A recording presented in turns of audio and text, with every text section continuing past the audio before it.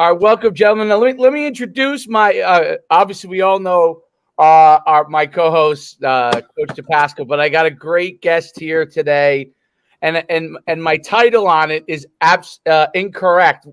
Of course, it's not the first time that I've gotten something incorrect, but 9-time state champion chip coach, six when he was the OC at Glen Rock, 3 as a head coach at Riverdale. That's just a part of the fun we're going to have. He's beaten me quite a few times, but luckily I've been able to be on his side and win one. So without further ado, we got on Coach DJ Nimphius. Great to have you on, Coach. Hey guys, thanks for having me. This is interesting. I had to scout you guys out first. Like, what was I walking into? So I've walked into it. Yeah, 2 characters is what. Yeah, a lot of guys do that. We don't really give much of a wording. It's kind of just like, hey, this is what we're doing, talking some ball, and then we just kind of go. So it works out. But before we start about onto a lot of things, because we're excited to have you on, and me and Derek are long-winded. So if you've listened to anything, we're long-winded human beings.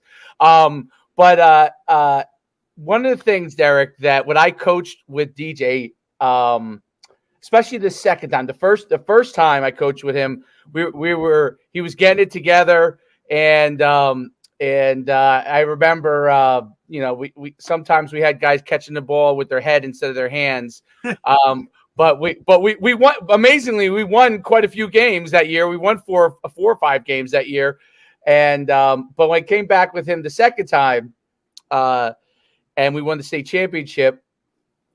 It was a great year. But one of the funniest things of all time was I was a young coach at the time, and I used to like to get to practice right around 5 minutes before it all started. Okay. And sometimes it's close to 3 minutes. Wow. Okay.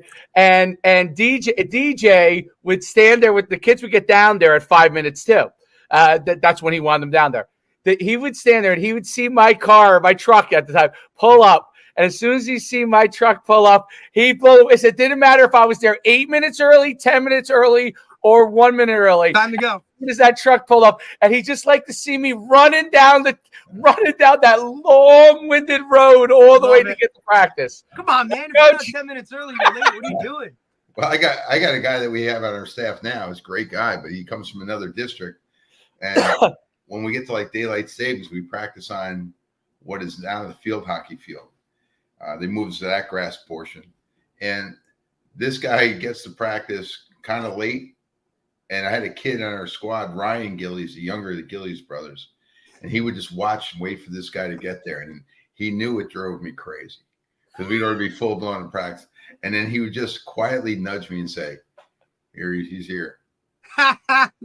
Listen, I know he's here, Ryan. He goes, just thought I'd kind of give you a heads up. I get it. I used to have the same thing at Butler my senior year. My offensive defensive coordinator my last couple of years was a car guy, and he would show up, and the second we saw his car pull in the parking lot, he'd give the little elbow and be like, "Coach is here."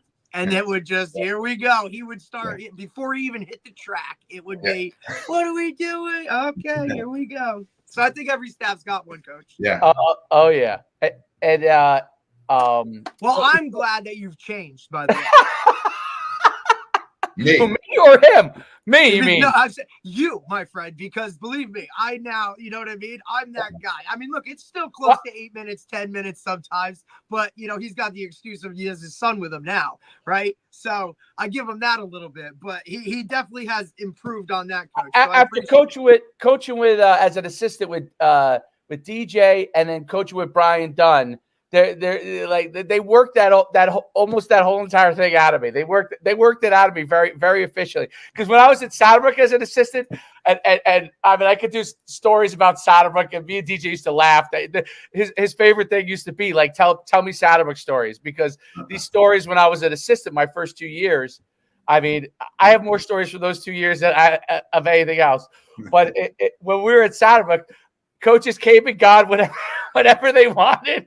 Like if it was a defensive day, the defensive guys were there, but they weren't at practice on offensive day. So it was a whole different a realm. It was amazing because Darren White he kind of somehow assembled it all together. I guess he's Yeah, a he kind of a organized it. master at all that because he was able to make it all work. But man, there was a lot of conflicting parties in that system.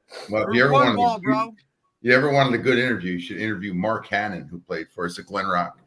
And the way it was set up at Glen Rock, we practiced at a elementary school. You guys know that, Sal. We used to come watch our practices. So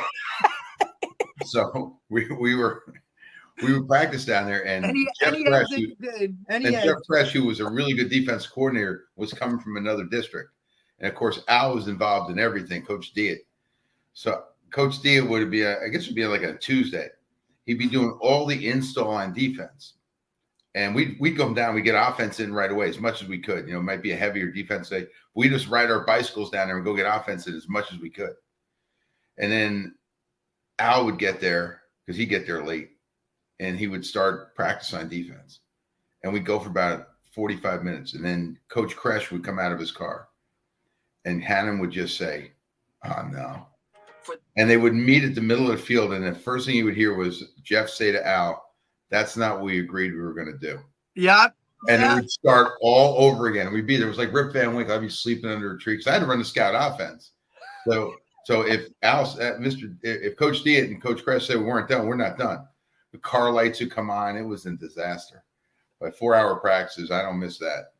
Oh my God. That's and Kresh, it's so funny because I remember Kresh back in the day when I want to dive into, because I know Coach Nimphius from when he was at Wallkill Valley, and he had this the kid ended up becoming a decathlete.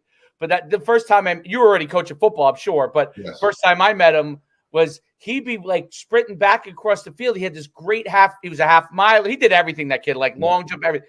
And the kid ended up being like a national level. Maybe went to the Olympic trials. He won the Olympic trials when he was at junior college, Paul Fox. And he actually had 2 years out of college, he had the best decathlon score in the entire world.